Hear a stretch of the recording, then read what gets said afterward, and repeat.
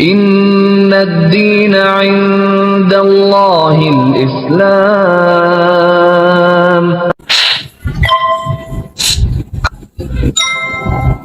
Bismillahirrahmanirrahim. Assalamualaikum warahmatullahi wabarakatuh. Alhamdulillah hari ini saya bersama seorang yang dulu berhijrah, memutuskan menjadi seorang muslim di usia yang masih sangat muda dan mendapatkan beasiswa belajar ilmu teologi. Nah, selengkapnya yuk sama-sama kita sapa. Assalamualaikum. Waalaikumsalam. Masya Allah, ini masih cantik dan muda sekali ya ukti kita hari ini. Mungkin perkenalkan nama dulu, teman-teman di sana pengen kenal juga nih. Assalamualaikum warahmatullahi wabarakatuh. Nama saya Claudia Teresia, biasa dipanggil Claudia. Saya basicnya dari keluarga non-muslim alias Kristen 100%, dan keluarga saya semua itu rata-rata pendeta. Allah, keluarga pendeta, tapi tidak sulit buat Allah untuk membolak-balikan hati ya, atau keadaan. Nah, background pendidikan dari kecil Saya bersekolah di sekolah Kristen. dari kecil TK, SD, SMP, SMP sampai SMA saya di sekolah Kristen.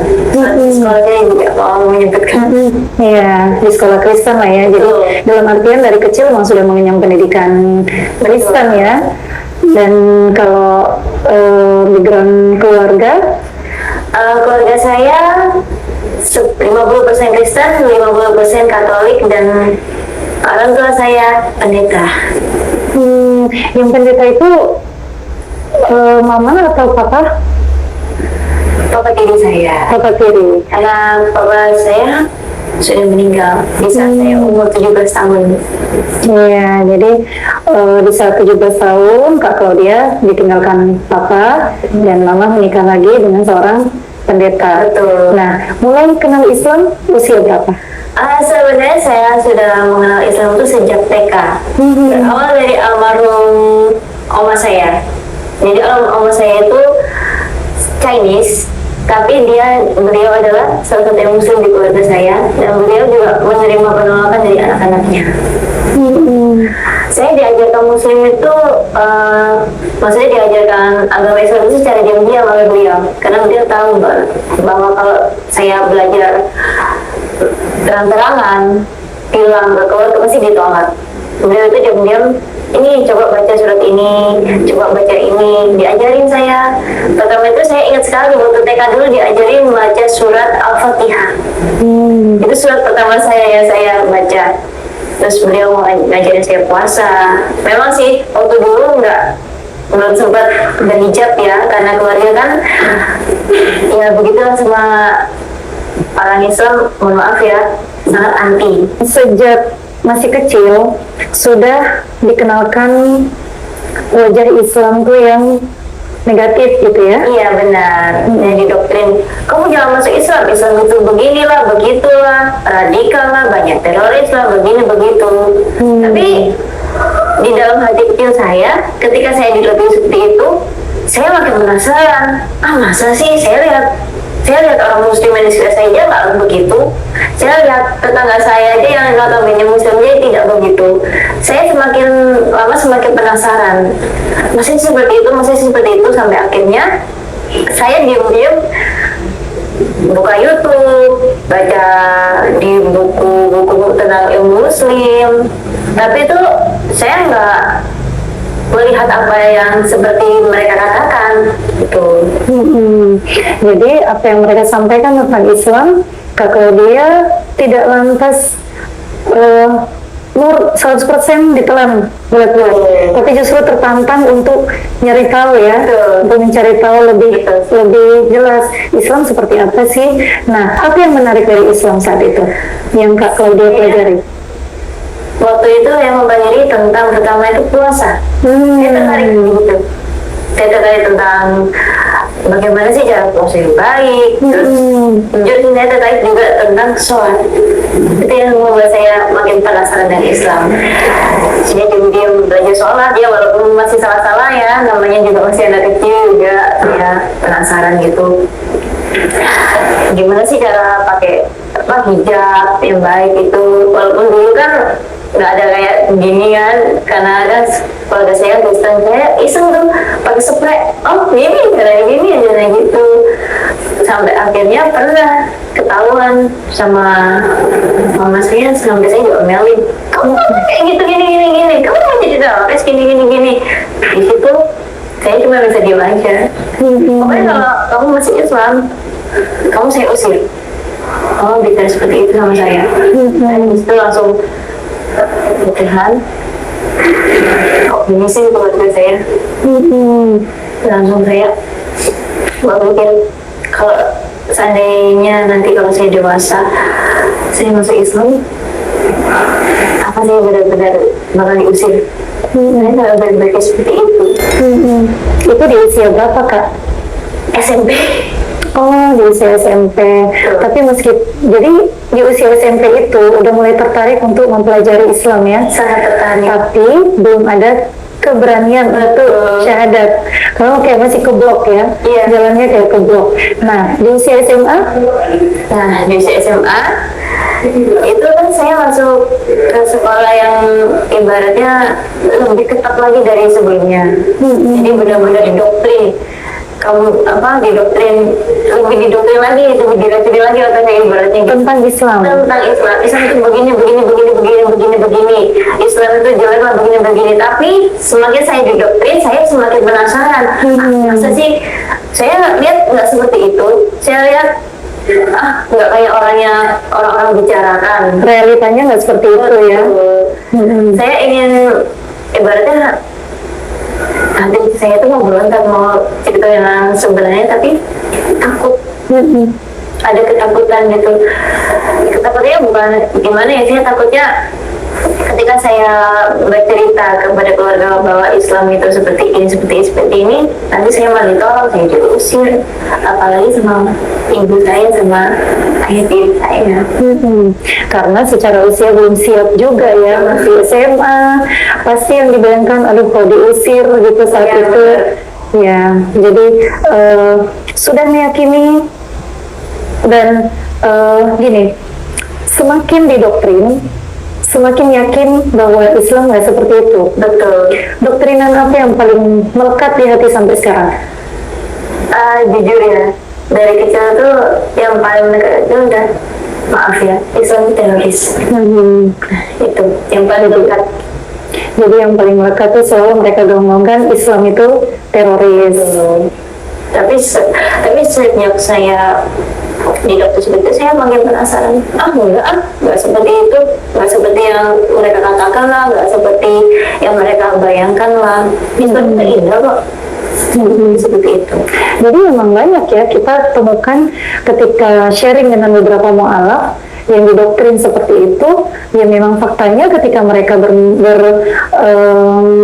bergaul dengan Muslim, yang mereka rasakan justru keindahan dalam Islam. Bahwa Islam itu ya memang agama kasih sayang. Nah, melewati fase itu SMA, terus kuliah atau belum? Ini waktu SMA, ketika saya lulus, nenek saya meninggal. Nenek meninggal. Saya pindah ke Jakarta. Mau nggak mau, saya ada satu rumah dengan kedua orang tua saya. Mama dan papa yang terluka ya. Di situ mereka dari nilai saya, wah kamu masuk rumah besar UN, udah kamu kuliah aja, nih ada beasiswa dari itu universitas ini Australia, udah kamu kuliah teologi aja. Dalam hati saya, aduh kuliah teologi kok nggak nyaman ya, kayak gimana gitu. Saya mau menentang mereka, tapi takutnya nanti mereka makin ibaratnya makin menganggap saya, kamu itu anak yang berakal begini. Saya takut gitu. Jadi saya iyain aja. Jadi terpaksa ya. Dan mungkin mamahnya Kak Claudia juga mengarahkan ke situ karena udah lihat nih anak nih kayaknya mulai Aduh gini. iya mulai ini nih menjurus ke sana nih, bahaya nih kalau nggak diselamatkan. Menurut mama mungkin seperti itu, jadi diarahkan ke sekolah teologi ya. Tapi karena belum berani jadi diterima juga ya. Iya, tapi hati kecil saya menentang gitu. Secara hati menentang. Hati itu menentang. Gitu. Saya nggak mau, tapi antara bimbang gitu loh. Itu kalau masuk gitu dites nggak sih Kak? Dites. Meskipun dari 5 besar tetap tes ya? Karena itu di luar negeri pasti dites TOEFL-nya, TOEIC-nya, terus apa nilai, pokoknya akademinya itu semua dites. Tapi tesnya di sini kan? Pertama di Indonesia, nanti lanjutannya ketika di Indonesia di approve, di Australia juga dites. Setelah dites langsung kuliah. Udah sempat ke Australia saat itu? Belum? Belum. Nah, di titik mana Kak Claudia mulai mantap bersyahadat? Nah ini ketika saya bertemu sama suami saya di lokasi syuting. Calon ya, calon suami di dalam. Nah waktu itu ya kami jujur sih nggak sempat pacaran, cuma ya ibaratnya TTM lah gitu. Habis itu ketika pernah dia suatu hari bilang gini, aku mau masuk Islam nih. Itu dia bilang gitu. Loh, sama sih, saya juga pengen masuk Islam. Loh, saya pikir kamu bakal tolak saya kalau saya masuk Islam. Kamu bakal putusin saya. Saya juga berpikir seperti itu. Saya juga takut kamu juga bakal putusin saya, ninggalin saya kalau saya bilang saya mau masuk Islam. Ternyata sama gitu. Di keluarganya dari suami saya sih oke, nggak apa-apa lah, silakan kalau kalian mau masuk Islam. Tapi di keluarga saya, Masya Allah, dia berat apa lagi, Mama. Gitu. Jadi Kak Claudia punya teman itu Kristen juga. Enggak, teman yang sekarang jadi suami itu Kristen juga. Betul. Dan saat itu tanpa ini ternyata beliau mengutarakan ingin masuk Islam, keinginan yang juga Claudia pendam selama ini ya, jadi kayak klop gitu ya. Masya Allah. Akhirnya gimana tuh? Akhirnya, waduh, saya antara bimbang kan, nggak tahu ini kalau Mama tahu gimana, kalau Bibi tahu gimana, aku pasti diusung dari rumah. Terus akhirnya udahlah, ini aja kasih aku waktu 1 bulan. Ya, 1 bulan di situ tanpa sepengetahuannya Mama sama Dedi, aku sholat tahajud. Memang masih belum ada bacaannya ya pakai bahasa Indonesia tuh, sampai bilang ya Allah kalau ini memang jalannya, insya Allah aku siap lah apapun prinsip ke depannya. Habis itu setelah sebulan akhirnya saya mantap untuk syahadat. Jadi antar sama waktu itu masih jalan sama mertua ya, sama suami saya ke NCI. Sama calon suami juga ke NCI. Jadi syahadatnya di NCI ya. Betul. Dibantu sama Ustadz siapa? Ustadz Ali Hasan Bawazir. Oh, Masya Allah. Terus habis itu kan itu posisinya Mama belum tahu tuh. nah sebentar, gimana rasanya waktu syahadat? Waktu syahadat jujur waktu belum syahadat ya antara bimbang, ragu sama ini campur aduk lah perasaan. Tapi setelah syahadat, alhamdulillah langsung plong gitu, langsung kayak ini loh yang aku pingin selama ini. Insya Allah. Terima kasih gitu, langsung kayak seneng banget gitu. Nangis gak sih waktu itu? Sampai nggak bisa nangis, Saking ininya malah udah sampai begitu waktu itu kan ketemu sama Umi cerita juga, sempatnya ada masuk sampai Kayak nggak percaya. Nggak percaya sampai pakai gamis pun, Masya Allah, Masya Allah. susah gitu loh buat ngomong. Itu sebelum almarhum saya meninggal, beliau kan cuma ngobrol sama saya supaya saya berhijab, dan sekarang saya sudah berhijab, walaupun saya udah nggak ada, tapi saya udah membuktikan kepada almarhumah, saya itu sudah berhijrah seperti itu sama. Oh, seneng banget itu. Gimana respon orang tua? Nah, saya satu bulan saya tutupin, akhirnya ketahuan juga. Begitu ketahuan, saya langsung diusir. Mama saya langsung bilang, kamu bukan anak saya lagi, kamu anak PKK, kamu keluar aja dari rumah, udah terserah kamu mau tinggal di mana.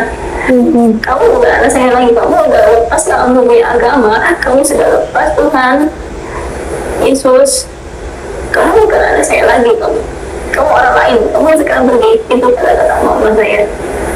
Jadi saat itu langsung dibuang. Dibuang. Saya nggak bawa apa-apa, surat-surat saya ditahan, semua ijazah saya ditahan, baju-baju saya semua ditahan. Jadi saya cuma bawa diri saya sendiri keluar. Kemana waktu itu kan?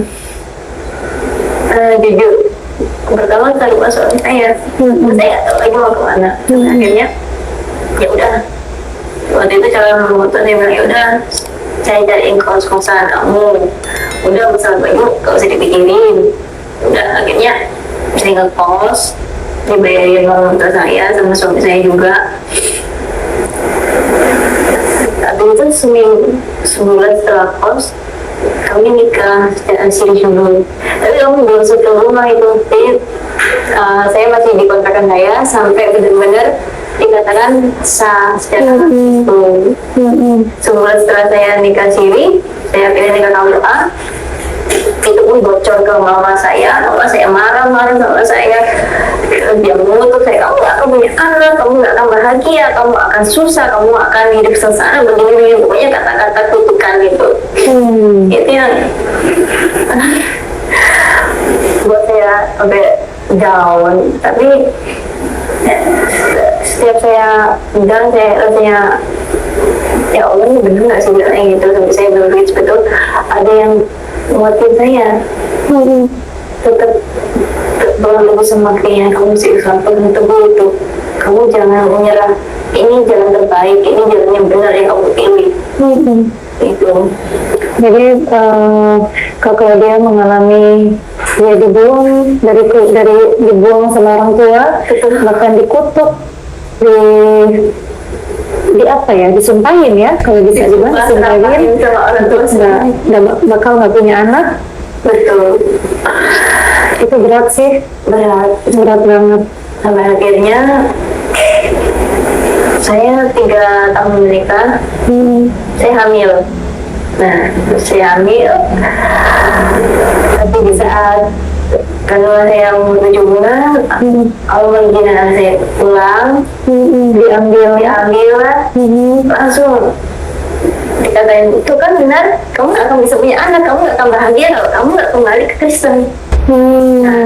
Jadi seolah-olah itu kutukan. Iya, betul.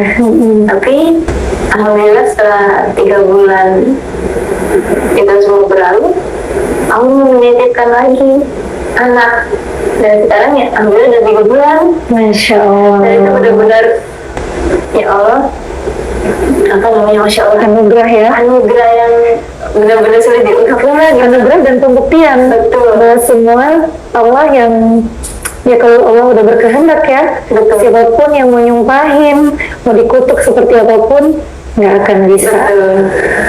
Jadi benar-benar sampai di situ, Masya Allah, ini benar-benar kuasa Allah. Jadi saya semakin mantap lah untuk Makin mantap dalam iman Islam. iman Islam. Nah, ini pasti ya, maksudnya hubungan anak dengan, apalagi diperlakukan seperti itu. Betul.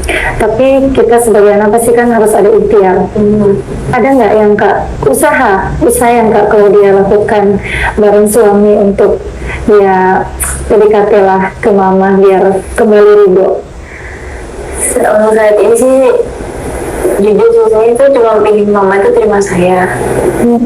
Saya itu pengen gitu mama itu mau buka kontak lagi sama saya, nggak ngeblok saya, nggak mencaci maki saya lewat media sosial, nggak menyebarkan lewat keluarga besar. Saya pengennya mama itu terima saya. Ya udah masuk Islam, nggak apa-apa gitu. Tapi udah pernah coba silaturahmi ke sana? Udah pernah dan saya diusir. Masih tetap diusir? Sempet juga disiram sama air panas. Sama mama? Sama mama diusir, disiram air panas. Katanya, udah kamu bukan anak saya lagi. Kamu itu orang lain, kamu itu ini. Itu datang berdua sama Mas Albert? Udah, enggak. Dua, itu posisi saya lagi hamil. Yang meninggal sebelumnya? Oh, yang kedua. Ujian terberat saat menjadi muslim? Bener. Orang tua ya? Orang tua, dan juga sampai kakak saya, adik saya aja bilang, kamu itu gak pantas hidup di dunia ini kalau kamu lepas Kristen. Jadi menurut adik dan kakak, kamu gak pantas hidup di dunia kalau kamu melepas Kristen. Kamu melepas Kristen. Jadi benar-benar itu ujian terberat saya, tapi saya tetap tidak kalah. Saya tetap berpegang sama imam saya sebagai seorang muslimah. Saya tetap berdoa sama Allah biar mereka itu hatinya itu dibukakan bahwa Islam itu tidak di stigma yang mereka pikirkan. Apa sih yang Kak Laura rasakan setelah menjadi muslim sampai sebegitu kuat? Jujur sih, saya setelah benar-benar masuk muslim itu saya merasakan tenang, damai, dan saya merasa itu setiap saya down itu selalu ada yang menguatkan. Setiap kali saya sholat, setiap kali saya tahajud, waktu saya ada masalah, saya cerita sama Allah, itu saya ngerasa itu lebih tenang daripada yang sebelumnya. Saya ngerasa lebih plong, lebih ibaratnya damai lah gitu. Jadi sekarang untuk saat ini hubungan dengan orang tua masih belum membaik ya? Betul. Kalau mertua gimana? Betul, alhamdulillah terima saya adanya, mensupport saya. Bahkan waktu mendengar orang tua saya berkata seperti itu, dia menguatkan, udah nggak usah didengerin, dia bilang gitu. Kamu yakin aja sama iman kamu muslimah kan, kamu sholat, kamu yakin, kamu banyak baca Al-Quran, banyak zikir, nggak usah didengerin kata-kata orang. Kamu itu bilang gitu. Kalau Kak Claudia sendiri dulu aktif nggak sih di gereja? Saya aktif, saya dulu singer juga. Iya. Saya di gereja aktif dari SMP kelas 1 sampai lulus SMA. Sebagai seorang singer. Berarti kan ada komunitas gereja juga ya? Ada. Ya. Nah, mereka ada nggak sih, biasanya kan ada teman-teman tuh yang menghubungi, ada nggak teman-teman yang tahu kalau dia udah menjadi muslim? Ada, sebagian tahu sampai mereka bilang, lu yakin mau pindah agama muslim? Lu yakin lepas? Lu gak nyesel? Terus saya dengan hati bilang, ya ini pilihan aku gak akan nyesel karena aku tahu mana yang terbaik buat aku. Dan gituin aja. Sampai saya pernah ada yang hebatnya juga di gereja, saya diomongin, tapi saya sudahlah, biarin aja apa kata orang gitu. Dan saya jalanin, hanya saya dan Allah yang tahu gitu. Jadi saya nggak dengerin lah apa kata-kata mereka, yang penting saya tidak mengganggu mereka, dan saya juga berharap mereka juga seperti itu sama saya. Pasti kan seorang anak ada harapannya, apalagi dengan kondisi yang saat ini masih dibuang kepada kerinduan. Pasti ada harapan-harapan buat mama kan, adik, kakak gitu, sama papa ya, manggilnya Dedi, mami dan Dedi ya. Pasti ada harapan untuk mami, atau mungkin doa-doa yang dipanjatkan untuk mami nonton dan Allah melembutkan hati beliau. Bagi mami udah jadi anak durhaka, anak yang nggak taat sama mami sama Dedi. Tapi kalau di cuma pengen mami sama Dedi terima kalau dia apa adanya, kalau dia seperti sudah masuk Islam. Kalau dia nggak maksa kok mami sama papi buat masuk Islam sama seperti Claudi, tapi kalau dia cuma pengen mami sama Dedi itu terima kalau dia apa adanya, terima kalau dia udah masuk Muslim.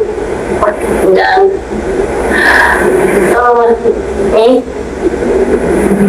buka koalisi lagi sama kita, sama Tony, sama Mas Albert.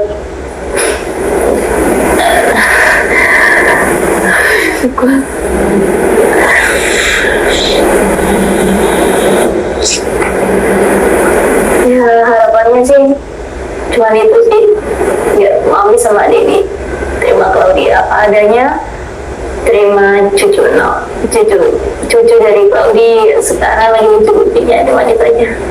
Sekarang setelah menjadi muslim, apa yang pingin banget yang belum tersampaikan? Sederhana sih, saya itu cuma pingin apa namanya, orang-orang yang ibaratnya udah jadi mu'alaf tapi masih ragu untuk mengungkapkan ke keluarganya yang gak mau terima mereka. Buktikan kalau apa namanya, Islam itu nggak seperti stigma negatif yang mereka tempelkan selama ini sama kita umat muslim ya. Tetap berpegang teguh, tetap buktiin kalau apa agama Islam itu bukan agama yang ibaratnya menghancurkan, tapi agama yang membawa damai, agama yang membawa kerukunan dan juga Agama kasih sayang ya. agama kasih sayang. Itu mungkin pesan untuk para mu'alaf ya, atau yang sedang dalam pencarian. Nah, Kak Claudi sendiri, apa yang saat ini yang lagi dipinginin banget? Cuman itu aja sih, kembali lagi pengen menerima saya apa adanya.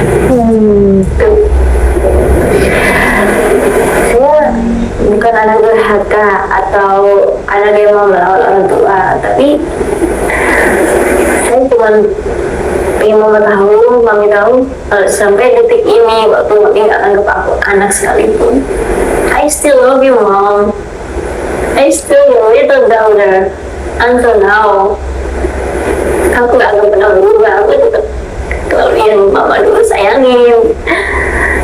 Aku tetap anak mama walaupun mama gak terima aku, tapi aku tetap sayang sama mama, tetap cinta sama mama, aku tetap berbakti sama mama, aku tetap doain mama walaupun mama mungkin gak sudi menerima aku sebagai anak mama. Mama kecewa sama aku, Dedi juga kecewa sama aku, tapi aku tetap sayang kalian berdua, aku tetap cinta sama kalian berdua, aku tetap sayang sama Cici sama Titi walaupun Cici sama Titi gak terima aku tetap sayang kalian berdua, kalian tetap saudara aku, tetap saudara kandung aku bagaimanapun. Walaupun kalian semua gak terima aku, sekali lagi I still love you ya.